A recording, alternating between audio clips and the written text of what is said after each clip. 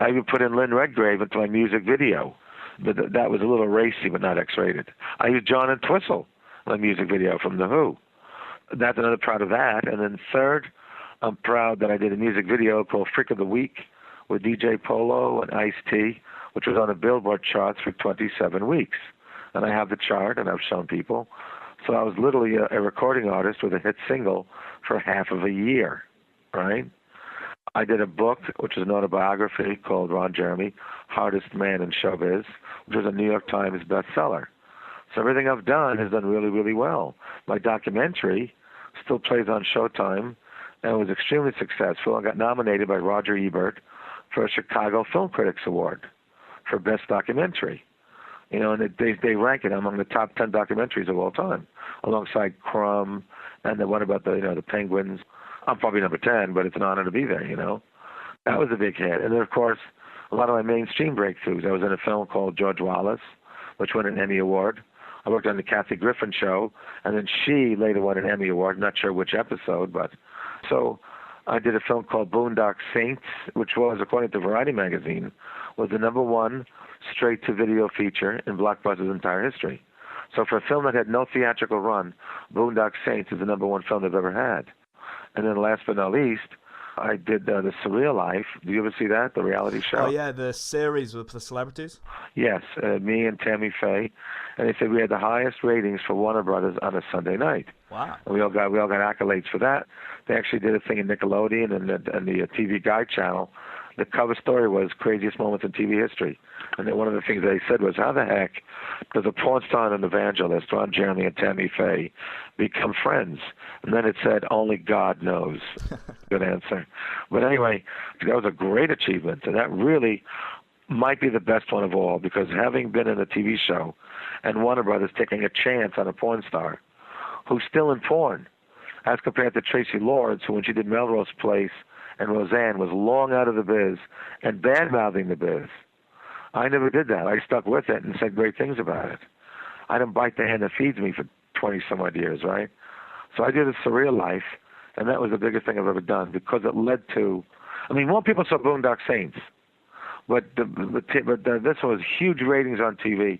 And why it was such an important move is because it then allowed other studios not to be afraid to use me and then put me in the credits and put me on the box cover. Films like Detroit Rock City, the Kiss film, New Line Cinema, I'm on the cover. Toxic for Harvey Weinstein, I'm on the cover. You know, a lot of films came out, and they were no longer afraid to not just have me in the movie, have me promote the movie. I did a film, a caveman comedy called National Lampoon's Stone Age with David Carradine and Tom Arnold. They asked me to travel with Dave to Chicago to promote it. You'd never see that before, A Surreal Life, you know? They'd put me in a movie, and that'd be just about the end of it. You know, like, don't say anything, like, Ron's in the movie, but shh, yeah, no one has to know. And now it's like, you know, I'm on the box cover and I advertise the film. That's all I think because it's Surreal Life being a hit. Had it been a flop, I wouldn't have the same kind of power. Now, who's bedded more women, you or Gene Simmons?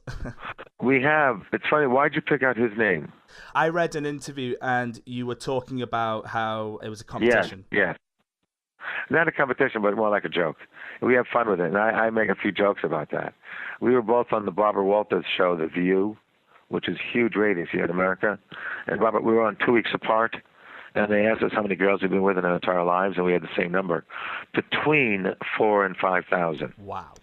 Now, both of us have similar. We don't know who by person, but we both have between 4,000 and 5,000. Now, my joke is that he's a rock star and the girls do him because they want to. Me, there's a paycheck.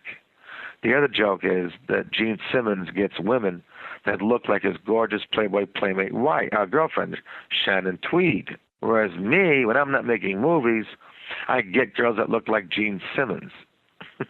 You know? I'm joking, but it sounds funny. And then now, we told the truth.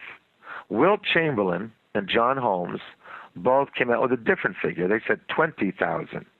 And then both of them, I know for a fact, regretted it.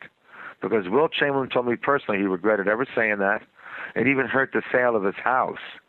Because people figured, 20,000 women have been here? I mean, it was just a scam. He regretted putting it in his book because it was ridiculous. You know, we all know that basketball players have great sex lives. We know that. These big giant black guys with probably big horse dicks probably get a lot of nookie. But to say 20,000, he really was sorry he said it. Because anybody who does the math knows how ridiculously pathetic that is. That's like 10 girls a day starting at 15. I mean, come on. If you just do the math, it's ridiculous. Come on. You're looking like an asshole. Me and Gene Simmons really thought about it, and I go with the historians. On sheer films alone, I've done about 2,000 porn films. And I don't know how many magazine layouts, which are X-rated too. So in terms of sheer on camera, I'm probably at 3,000. My odds and Gene's are more thought out. You were a consultant in the, it's a really great film, by the way, Boogie Nights. And also I was a consultant in 9.5 Weeks. Yeah, with Mickey Rourke. I was a consultant, and I shot footage for a film called 52 Pickup, where I'm on the credits as film clips courtesy of. I also helped give footage to a film called American Psycho, where the credits say, film clips courtesy of Ron Jeremy. I also worked on a lot of other projects, consulting, Fast Sofa, Night of the Golden Eagle. There's a lot of films out there where my name is on the back as, consultant, second unit, all that kind of thing, And Boogie Nights is a very good achievement, yes. And what kind of work would you do, like, for a film like Boogie Nights? I was more of the preparation. As Paul Thomas Anderson has said to the media, that Ron Jeremy was more the consultant for the planning stages. He helped learn about the business by being on all my sets. I took him to porn sets. We discussed, a lot of what goes on in the porn business. He came to the Cannes Film Festival in France, came to the AVN show in Las Vegas. He really got into the adult industry to write it. So my help was more on the writing stages. What did you think of the film? Phenomenal. Because, when it comes to mainstream, and it's one of those films that takes a really good look at the porn industry. I think it's one of the best films that actually looks at the porn industry. Yes. And looks at... But people were a bit upset with it. The John Holmes film was very accurate, but to a select few people. That's what got a lot of people in porn upset. It was not by any means in a million ways an indictment on the adult industry itself. We had the New Yorker, college graduates, myself, Jimmy Gillis, Bobby Astor, Samantha Fox, Vanessa Del Rio, blah, blah, blah, et cetera, et cetera. We had the San Francisco pot smokers, Dave Morris, Blair Morris, and Ed Haven. We had Paul Thomas. We had a lot of people who did a little bit of drugs here and there in San Francisco, mostly just pot. I'm not saying that Ed Haven did pot, but it was that kind of attitude. Then you had the L.A. crowd. Now, a lot of them were just regular, normal folks. Some did pot here and there. But there was a select few who were exactly like the movie depicts. They'd have that same kind of house. There'd be usually a director having a bunch of girls living in the back who would not only do scenes for him, but also help recruit. Before they had a lot of agents. Now, forget about it. You got a zillion agents, but now it's very, very mainstream. But back then, it was legal, but they'd get their talent by just trying to go to dance clubs and see which dancer wants to do porn and stuff. But they had one agent who was actually pretty active back then, world modeling. But it was exactly like that, and it was basically just the life of John Holmes. He lived in homes like that with girls running around. He did get seriously involved in drugs. He was involved in computer theft, God knows what else. He was in jail a few times. And then, of course, the whole Wonderland thing, they depicted in Boogie Nights as the actor, what's his name? Molina, Alfred Molina. That's